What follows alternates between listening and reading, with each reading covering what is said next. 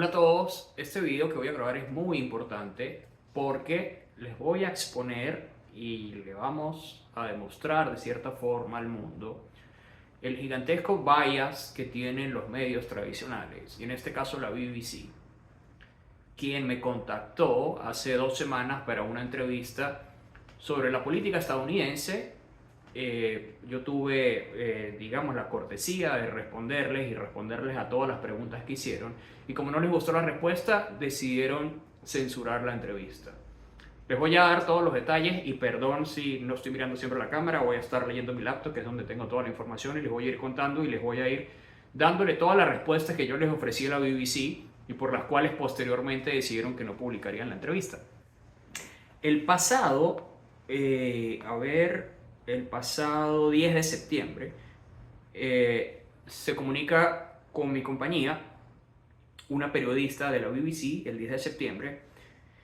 No voy a nombrar su nombre porque no sé de quién viene la decisión de censurar todo esto. Obviamente viene desde arriba, pero en fin, es para demostrar lo que está pasando.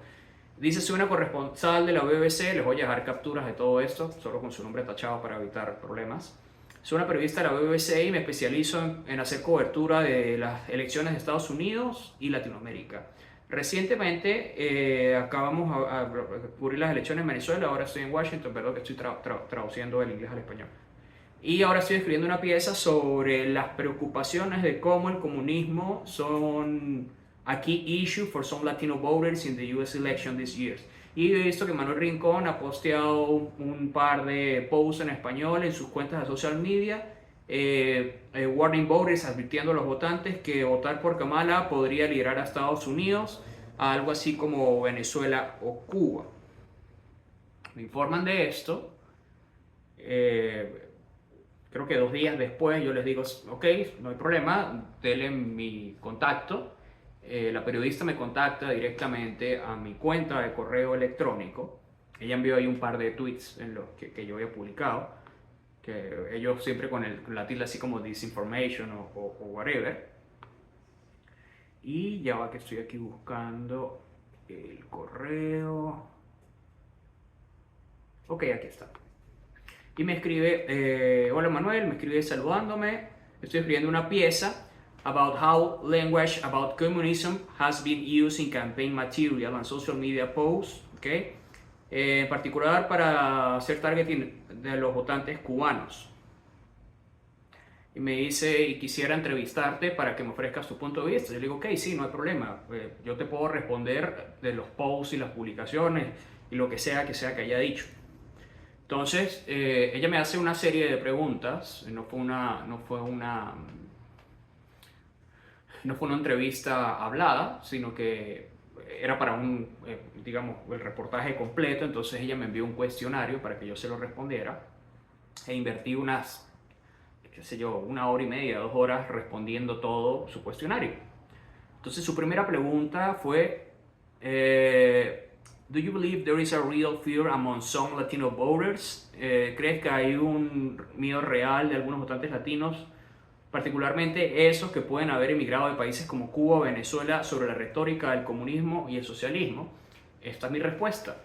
Les insisto, el propósito de esta entrevista de la BBC era muy probablemente ver que alguien le respondiera con algo muy estúpido, o declaraciones mías que ellos pudieran sacar de contexto para avivar su narrativa. No en vano, ellos, les voy a colocar una captura de una publicación que hicieron recientemente, en las que ellos dan a entender que los 2 intentos de asesinato en contra de Donald Trump son fingidos o autocreados, seguramente con motivos políticos. Es decir, el bias de este medio de comunicación es completamente absoluto, y cabe recordar que es un medio financiado por el Estado británico, pero tiene la tendencia que ya todos sabemos y entendemos. Entonces, mi respuesta a la primera pregunta fue: no creo que este sea un asunto particular que compete solo a venezolanos y cubanos en Estados Unidos. Considero que casi la mitad de los estadounidenses sienten miedo sobre el destino que está tomando el país en términos políticos y económicos. Estados Unidos solía ser una de las economías más libres del mundo y hoy no está ni en el top 20, según el ranking de libertad económica de Heritage. Cada vez crece más la intervención del gobierno en la economía, los impuestos, e incluso el impuesto inflacionario de los últimos 4 años ha sido el peor en décadas. El socialismo o los sistemas económicos socialistas constan de diferentes etapas y ciertamente la robustez de la economía de Estados Unidos, las enormes riquezas y el hecho de contar con la moneda de reserva mundial han permitido al país navegar sobre la crisis económica. Pero no hay duda de que Estados Unidos es cada vez más un país orientado hacia el socialismo y menos hacia el capitalismo y el libre mercado. Esa fue la primera respuesta. Me imagino que no le habrá gustado porque no pueden burlarse de eso. Le estoy mostrando datos. Ellos pueden refutar narrativas, no datos. Entonces pasamos a la segunda pregunta. How have you seen this play out in Florida? Are there examples you've seen on this in the real world? Que si yo he visto cómo funciona esto en Florida. Y yo le digo, sí, por ejemplo, mi esposa trabaja para una senadora del estado de Florida y las quejas y reportes de personas que están siendo desalojadas de sus hogares debido al alto costo de los impuestos de propiedad y otras regulaciones impuestas por la legislatura es enorme. Muchas personas pasan 30 o 40 años de su vida pagando el préstamo para comprar una vivienda solo para que al terminar de pagar su casa tengan que seguir pagándole al Estado un impuesto anual o de lo contrario pierden su vivienda. Actualmente hay una crisis en Miami y muchas personas mayores están quedando desamparadas y sin hogares, luego de trabajar todas sus vidas, puesto que la inflación se ha comido sus pensiones y ya no les alcanza para cubrir sus gastos.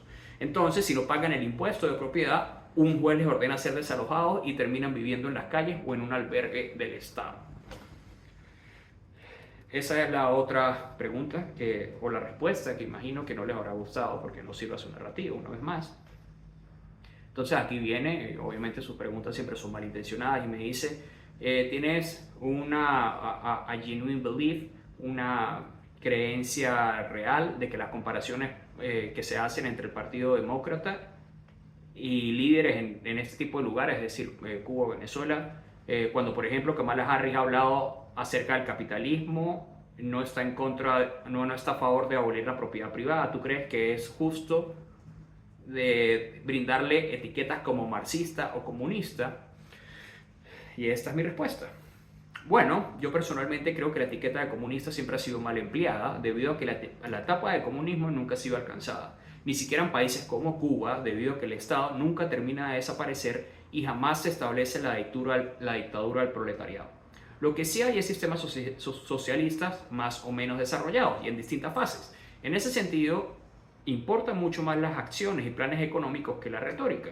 Kamala Harris, una vez más la lleno de datos que no pueden refutar. Kamala Harris, durante su legislatura, fue la senadora más radical de izquierda según GovTrack, más izquierdista que el autodenominado senador socialista Bernie Sanders. Eso te dice mucho. Kamala Harris ha hablado de imponer controles de precios en la economía y también uno de sus planes de gobierno es impuestos a ganancias no realizadas. Esta medida es probablemente una de las más radicales que pueda haber y se cargaría por completo a todo el sistema capitalista. ¿Quién va a invertir o arriesgar su capital si el gobierno va a empezar a quitarte ganancias que todavía no has realizado, pero las pérdidas solo las asumes tú? El esquema de funcionamiento del socialismo en el primer mundo ha cambiado mucho en este siglo. Antes la premisa del socialismo era controlar los medios de producción. Ahora no buscan controlar los medios de producción, sino las ganancias y el capital que genera el mismo. El resultado de este tipo de socialismo es tan solo un poco mejor que el socialismo tradicional, pero a largo plazo termina en el mismo resultado porque generas una cadena de incentivos terribles para la sociedad. El padre de Kamala Harris sí se autodenomina un marxista. No creo que sea justo decir que Kamala Harris es una comunista, pero sin duda alguna sus inclinaciones al socialismo son innegables. Y esta es la última pregunta que me hace la periodista de la BBC. Me dice que si yo creo que este tipo de lenguaje pueda afectar las elecciones en los swing states este año. Y le digo, yo espero que no sea el lenguaje lo que haga cambiar de opinión al electorado, sino los hechos.